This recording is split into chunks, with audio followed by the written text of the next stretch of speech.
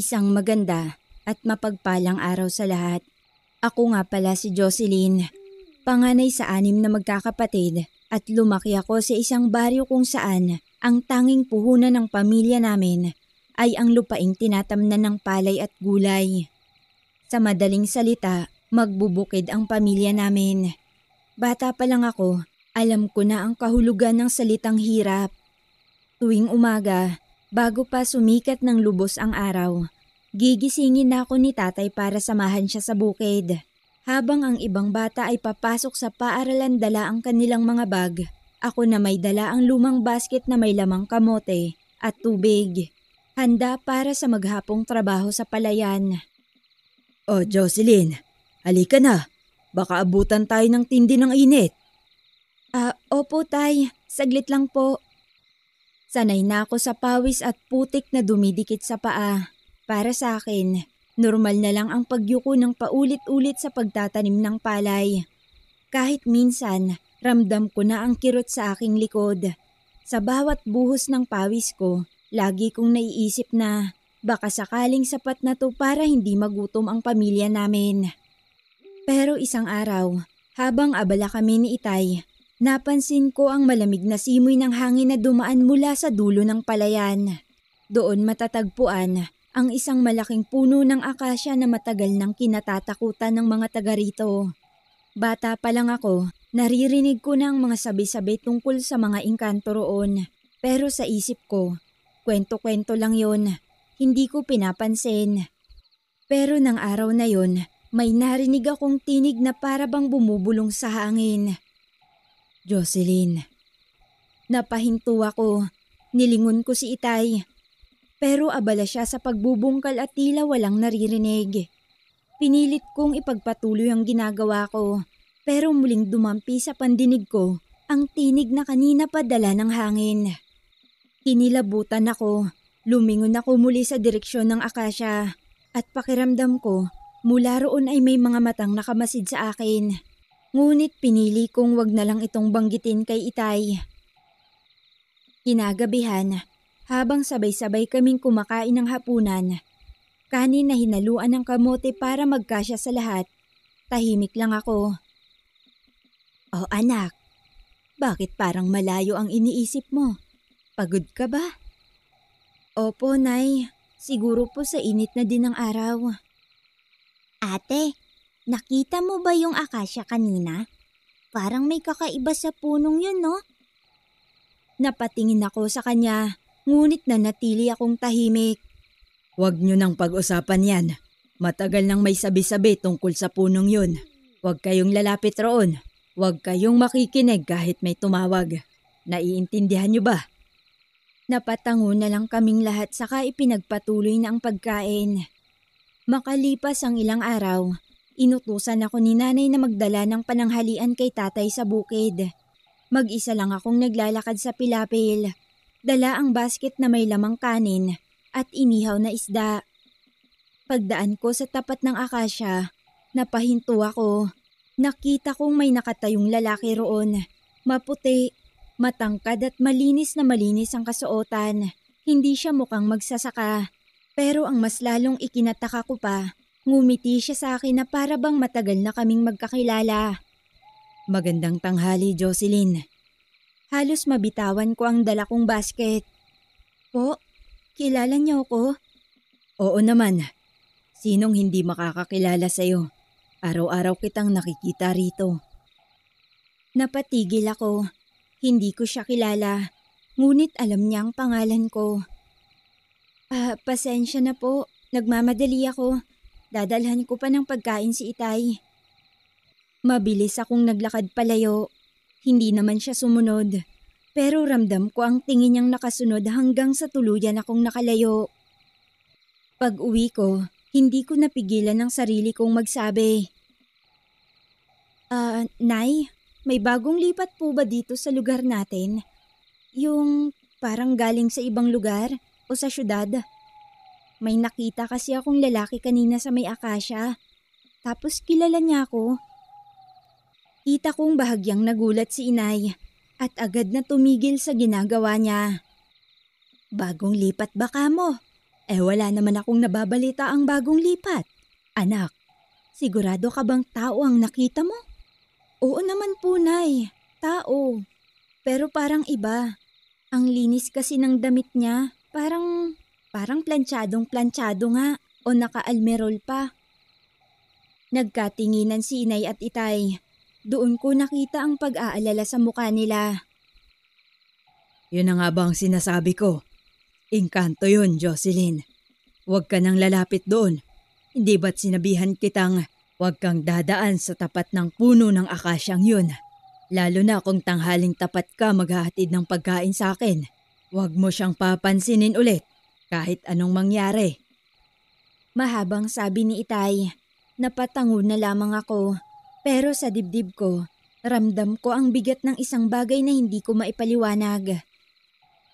Simula ng tanghaling nakita ko ang engkantong sinasabi ni Itay sa puno ng akasya, hindi na maalis sa isip ko ang nangyari. Kahit anong gawin ko, bumabalik sa alaala ko ang mga matang parang umaakit at nananabik. Pero kasabay ng hiwaga, dumating din ang takot na baka may kapalit ang pagtatagpo namin yun. Araw-araw, balik sa normal ang buhay naming magbubukid. Maagang gumigising si Itay para mag-araro. Si Nanay naman, abala sa paghahanda ng pagkain. Ako naman ay pilit kong inaabala ang sarili sa kung ano-anong gawain. Isang araw nga nun, habang nakayuko ako sa pagtatanim ng palay, hindi ko maiwasang mapansin na tila may mga matang nakamasid sa akin mula sa kakahuyan. Jocelyn, anak, huwag kang tatayo ng matagal dyan sa may gilid. Baka malaglag ka sa pilapil. Opo, Nay. Saglit lang po. Pinilit kong umiti, pero ramdam ko ang kakaibang lamig na dumampi sa bato ko. Para bang may dumaan na hindi ko nakikita. Kinagabihan, habang sabay-sabay kaming kumakain ng pamilya, hindi ko mapigilang itanong ang bumabagabag sa akin. Tay, Nay, totoo ba talagang mga kwento dito sa lugar natin tungkol sa mga engkanto? At bakit mo naman naitanong yan, anak? Ewan ko po, minsan kasi parang may nararamdaman ako. Para bang may nakatingin sa akin. Hay, ano ka ba? Huwag ka masyadong makikinig sa mga kwento-kwento. Baka dala lang yan ng pagod. Pero totoo, anak. May mga engkanto dito. Kaya nga sinasabi ko sa inyo, huwag kang lalapit sa kakahuyan. Lalo na sa may malaking puno, igalang mo ang lugar na yon. Lahat kayo. Hindi ko na naituloy ang kwento nang makita kong natatakot akong baka pagalitan ako. Pero sa puso ko, alam kong hindi ako nagkamali. May nilalang nga roon. Nang sumunod na gabi, nagising ako sa kalusko sa labas ng aming kubo. Tahimik na ang paligid, pero malinaw ang tunog ng yapak sa damuhan. Rinig na rinig ko yun. Sino yan? Kinakabahang tanong ko, pero walang sumagot. Bumangon ako at dahan-dahan kong inilapit ang sarili ko sa maliit na bintana. At doon, muling bumungad sa akin ang nilalang na hindi ko malilimutan. Ang engkanto. Nakatayo siya sa labas ng bakuran at nakatingin ng diretso sa akin. Jocelyn. Tawag niya sa pangalan ko. Nanlaki ang mga mata ko nang marinig ang tinig ng lalaking nadaanan ko sa may puno noong nagdaang araw. Pero ngayon, mas malamig na ito't kakaiba ang dating. Para bang kumakapit sa kaluluwa ko. Anong kailangan mo sa akin? Maang na tanong ko at napapatitig din sa kanya. Hindi kita sasaktan. Huwag kang matakot. Gusto lang kitang makita. Gusto lang kitang makilala. Ramdam kong nanginig ang buong kalamnan ko. Pero sa kabila ng takot, may parte sa akin na parang naaakit sa kanya. Paano ba naman kasi? Napakagwapo ng anyo niya. Anong kailangan mo? Bakit ako ang nilalapitan mo? Ikaw.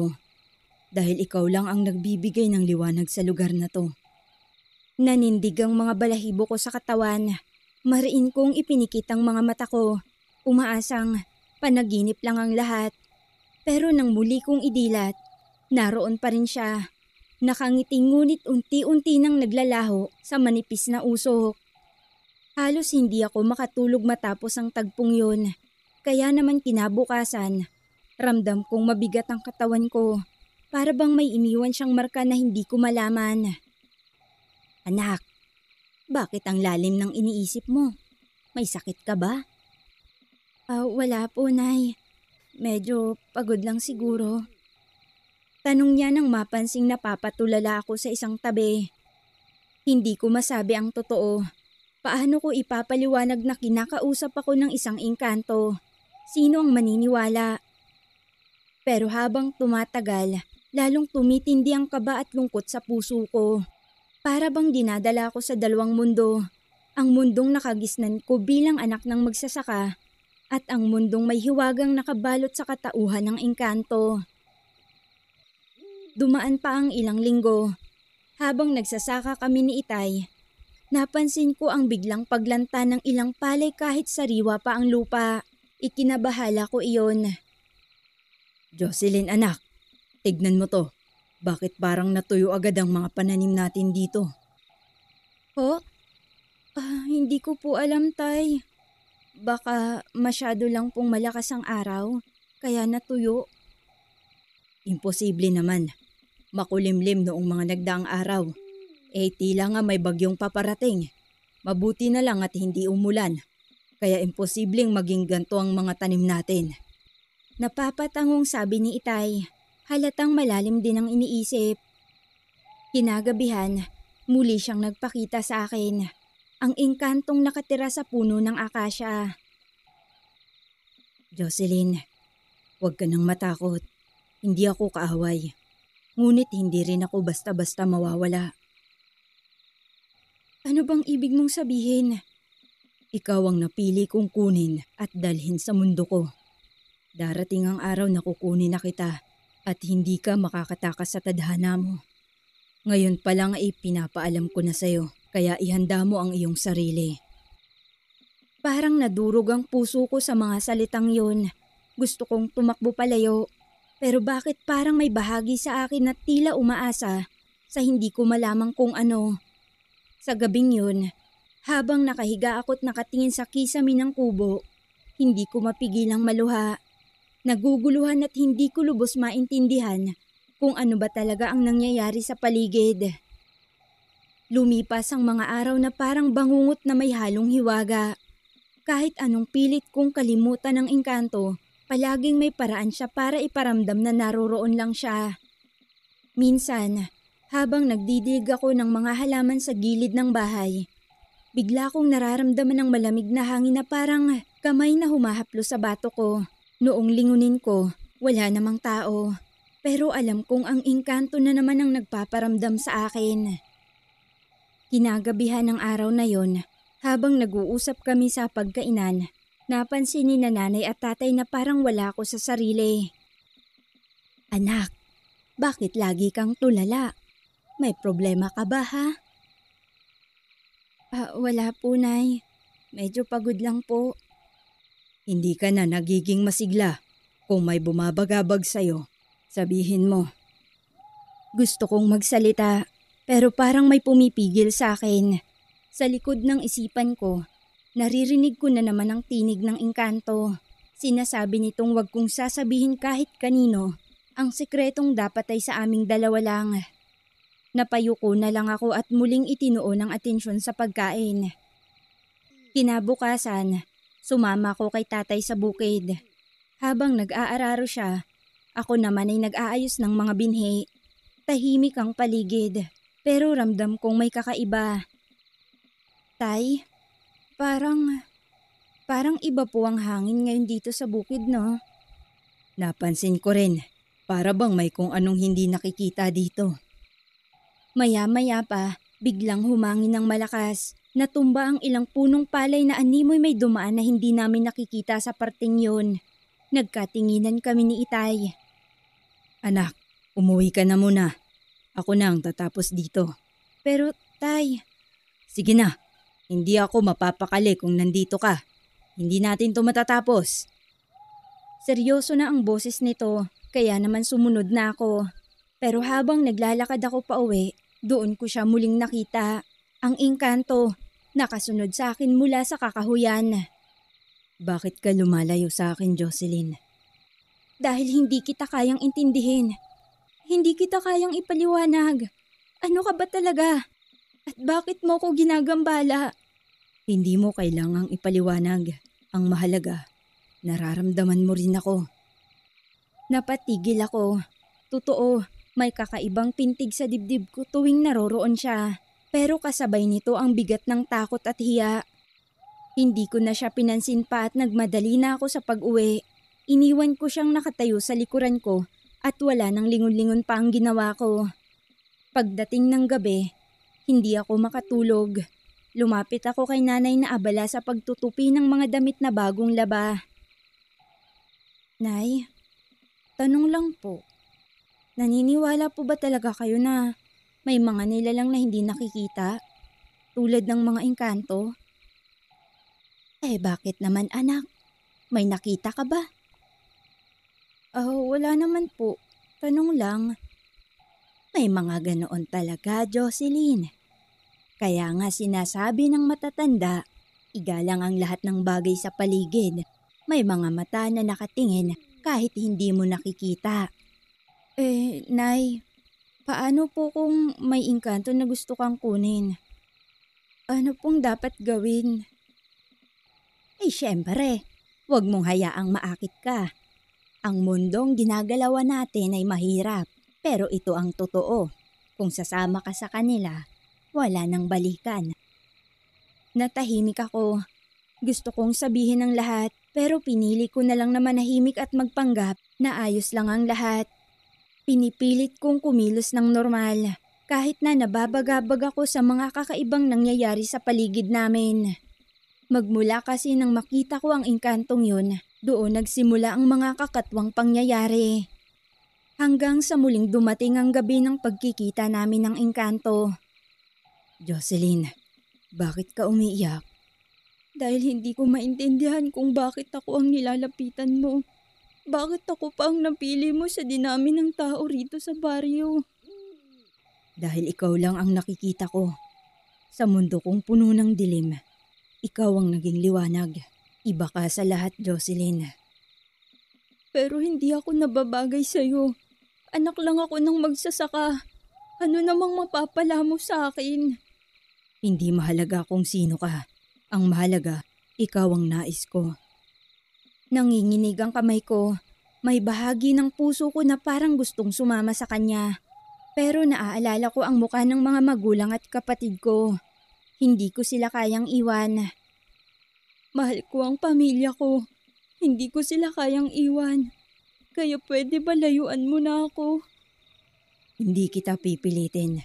Pero tandaan mo, Jocelyn, darating ang oras na hindi ka na makakatanggi. At matapos niyang sabihin yun, muli siyang naglaho. Iniwan akong basang-basa ng luha. Simula ng gabing huli kaming nag-usap ng engkanto, hindi na ako mapalagay. Kahit anong gawin ko, ramdam ko ang presensya niya. Sa bawat paghinga, sa bawat hakbang ko sa bukid, tila may mga matang nakasunod. Napansin na rin ni nanay at tatay ang pagbabago sa akin. Anak, bakit ka ba palaging matamlay? Ni hindi ka na nakakakain ng maayos. Ano bang problema? Wala po, pagod lang po. Hindi lang pagod ang ganyang itsura, Jocelyn. Alam kong may itinatago ka sa amin. Wala po, tay. Kahit paulit-ulit nila akong tinatanong, hindi ko talaga kayang sabihin ng totoo. Natatakot ako na baka isipin nilang nasisiraan na ako ng bait. Isa pa, ayoko silang madamay sa kung anumang gulo ang napasok ko. Isang hapon, habang abala kami sa pagbubunot ng mga damo sa bukid, napansin kong tila mabilis nalalanta ang ilang bahagi ng palayan namin. Tay, bakit po parang nalalanta naman ngayon ang mga tanim natin dito? Ewan ko anak, kahit dilig at araro, wala pa ring epekto. Para bang may unti-unting sumpa na dumadaloy dito. Napatigil ako. Sumpa, biglang bumalik sa isip ko ang sinabi ng engkanto na may tadhana akong hindi matatakasan. Kinagabihan, habang nakahiga ako, bigla na namang lumamig ang paligid. Dahan-dahan ding bumukas ang bintana sa silid ko kahit na isara ko naman ito. At doon, muling lumitaw ang engkanto. Jocelyn, Bakit ka na naman naririto? dahil hindi ko kayang lumayo sa'yo, huwag mo na akong itaboy. Hindi mo naiintindihan. Kung patuloy kang magpapakita, mas lalo akong malilito. May pamilya ako. May buhay akong ginagalawan. Maaari kitang ilayo sa lahat ng hirap. Hindi mo kailangang magpakapagod at magtiis ng gutom dito. Pero anong kapalit? Iiwan ko ang lahat ng mahal ko? Tumahimik siya saglit.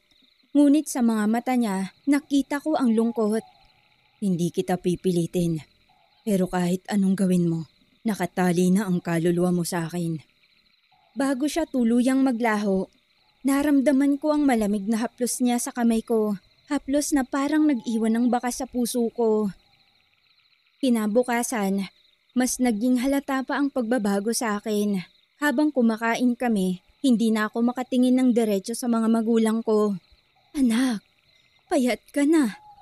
Ang mga mata mo, para bang lagi kang umiiyak gabi-gabi. Ano bang nangyayari? Sabihin mo nga sa amin. Nay, Tay, may mga bagay kasi na hindi ko alam kung paano ko ipapaliwanag. Anak, pamilya tayo. Kung may bumabagabag sa'yo, dapat mong sabihin nang sa ganun ay matulungan ka namin. Tumulo ang mga luha ko. Gusto ko nang sabihin ang lahat. Pero bago ko pa man mabigkas ang katotohanan, biglang tumunog ng malakas na ihip ng hangin sa labas ng kubo. Umuga ang bubong. Ang mga palay sa paligid ay tila yumuko ng sabay-sabay. Nagkatinginan kaming lahat. Ramdam namin na hindi yun ordinaryong hangin lang. Diyos ko po. Jocelyn, sabihin mo nga sa amin, may kinalaman ka ba rito? Hindi ako nakasagot. Alam kong ang engkanto ang dahilan nun. Isa iyong babala na hindi ko dapat ibunyag ang lihim namin. Nang muling dumating ang gabi, hindi na ako nakatiis at hinarap ko na siya ng buong tapang. Kung sino ka man o ano ka man, hindi mo na pwedeng guluhin ang pamilya ko. Hindi ko sila kayang saktan. Hindi ko sila sinasaktan. Ang gusto ko lang, ikaw. Ngunit kung patuloy mong ipagkakaila ang damdamin mo, mas lalo kang mahihirapan. Damdamin? Paano ko matatanggap ang damdamin kung kapalit nito ang lahat ng meron ako? Hindi mo kailangang pumili. Ang puso mo ang may alam ng sagot. Napaiyak na ako at sa unang pagkakataon, hinayaan kong maramdaman ang bigat ng lahat. Kung totoo man, bakit ako? Bakit hindi ibang tao? Dahil ikaw lang ang nagbibigay ng liwanag sa akin. Ikaw lang ang nakakarinig ng tinig ko. At ikaw lang ang nagbigay sa akin ng dahilan para manatili sa mundong to. Hindi ko na napigilang humagulgol. Sobrang bigat na ng nararamdaman ko. Sa paglipas pa nga ng mga araw, ramdam na din ng pamilya ko ang bigat.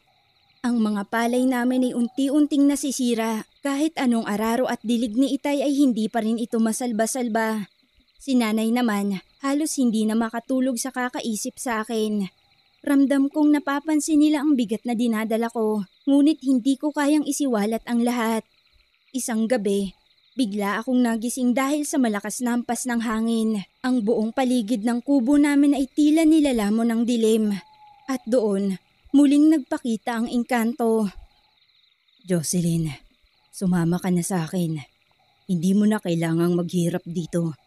Ibibigay ko ang lahat ng hindi kayang ibigay ng mundo ninyo. Hindi ko kaya. Hindi kita kayang piliin. Bakit ka ba nagpapapilit? Ako ang makakapagligtas sa'yo sa hirap.